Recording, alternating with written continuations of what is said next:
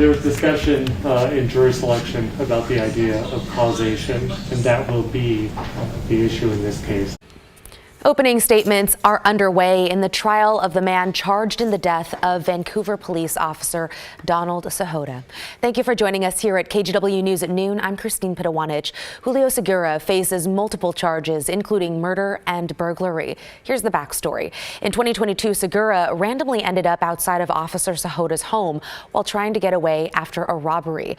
According to court documents, in his driveway, Sahota, who was armed with a gun, tried to restrain Sigura, who had a knife.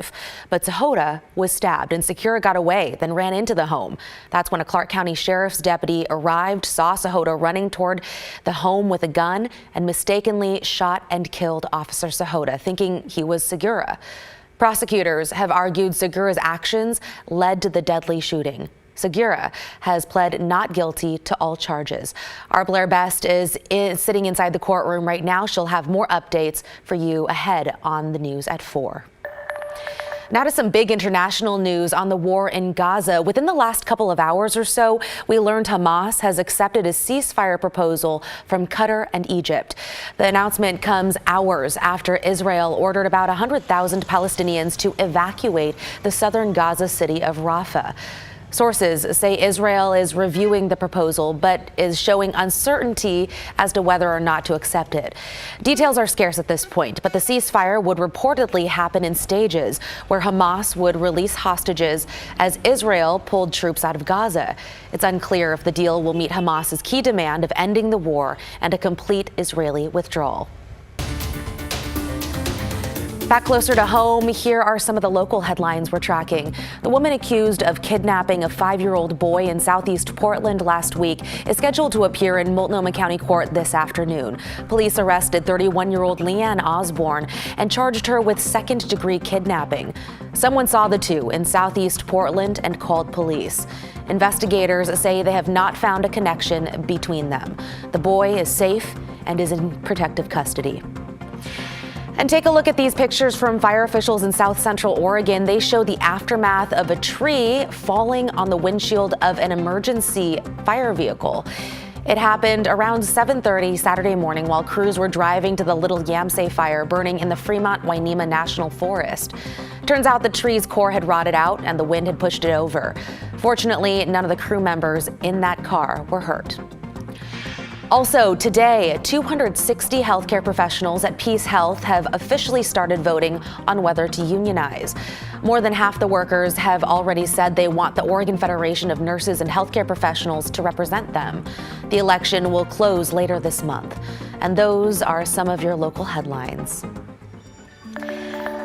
Let's take a step outside real quick, why don't we? We are taking you out to the Rose City, our Wells Fargo Skycam. It looks like a gray day outside in downtown Portland. Hey, Chris, I'm looking forward to the change, though. Big changes. Yeah, it's a serious case of weather whiplash coming our way as we head into Wednesday, especially Thursday and Friday. And you'll see that in the 7-day forecast. But for now, kind of an active weather day, active afternoon shaping up with some sun breaks out there, which will probably in turn trigger more widespread showers and in some cases stronger showers and possibly some thunder. We're seeing some breaks in the clouds right now at Cannon Beach here along the North Oregon coast over downtown. It's really interesting. If you look down towards the south waterfront, in fact, right over I-5, which is right down here, or not I-5, but that's Barber Boulevard there. You can see the sun coming out, right? Meanwhile, as you look off to the distance, a pretty good shaft of rain here falling over the east side of Portland, where it is raining pretty hard. It's 50 right now at PDX. And over the last 3 hours, you can see how the area has just been peppered with numerous showers. No thunder being reported just yet, but as we look at some of these cells right now, east side of Vancouver, northeast Portland, you're getting soaked. Here's one that just passed through Montevilla, now over towards Hazelwood. We'll go ahead and slice this one in half.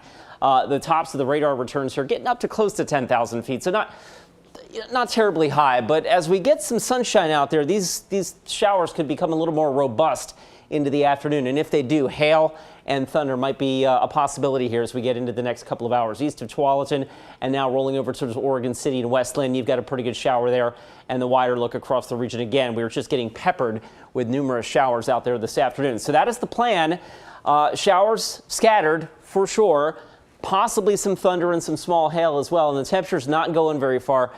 Christine, you mentioned you were looking forward to that big warm up. How about a 30 to 35 degree warm up from today to Thursday and Friday? That is in my 7-day forecast. Yeah, looking forward to that. Okay, thank you, Chris.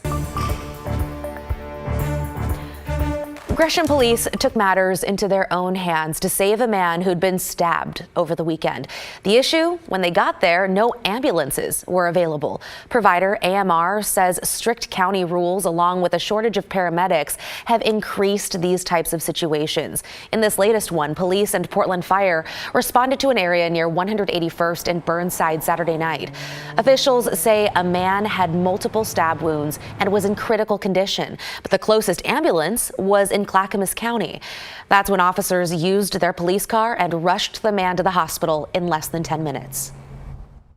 This is probably the first police transport I can think of for our agency, and we have trained and prepared our officers for it, but it's always been in the context more of a major incident or disaster.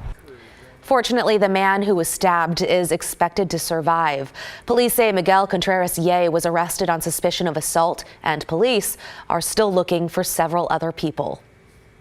The state of Oregon is in need of nurses, and one local college is dedicated to helping fix the problem with an accelerated training program. Our Sydney Dorner spoke with a local woman fulfilling her dreams thanks to the opportunity.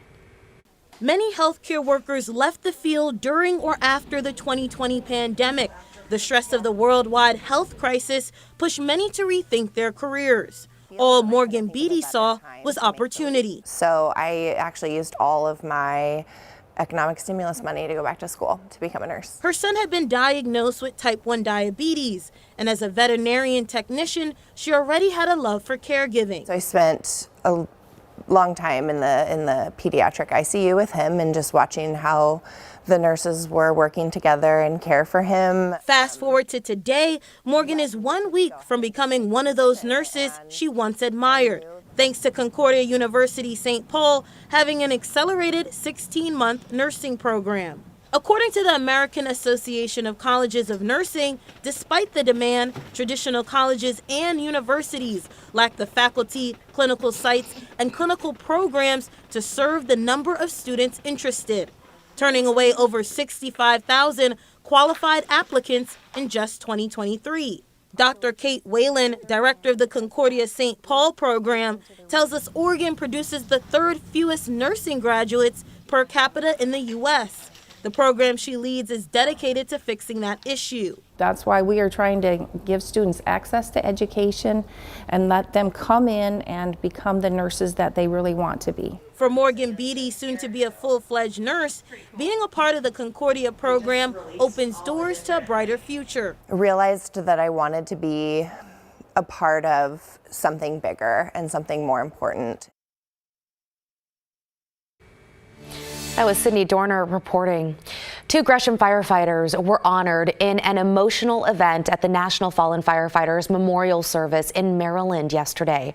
Brian Flowers and Brandon Norbury are the first Gresham firefighters lost in the line of duty. Flowers died in November after a battle with leukemia. He started his career with the Gresham Fire Department in 2008. Norbury died February of last year from cardiac arrest. Both Flowers and Norbury were with the Gresham Fire Department for more than 15 years. Fire Chief Scott Lewis says they'll always be remembered for their bravery and sacrifice. Not everybody can do the work that Brandon and Brian did. It is a calling. It takes a special something to go into a burning building when everybody else is trying to get out. To put others before yourself is something that firefighters across Gresham, across the metro Portland area, across the country do every day. The National Fallen Firefighters Foundation honors America's fire heroes, supports their families, and works to reduce preventable firefighter death and injury. More than 9,000 voters in East Multnomah County are getting replacement ballots for this month's Oregon primary after a Metro ballot measure was mistakenly left off. Over the last week, voters in 3 precincts in the Gresham area received ballots that did not have Measure 26-244 on them. That's the $380 million bond for upgrades to the Oregon Zoo. County Chair Jessica Vega Peterson already ordered a review to figure out how that mistake was made. The Oregon primary is just 2 weeks from tomorrow, on Tuesday, May 21st.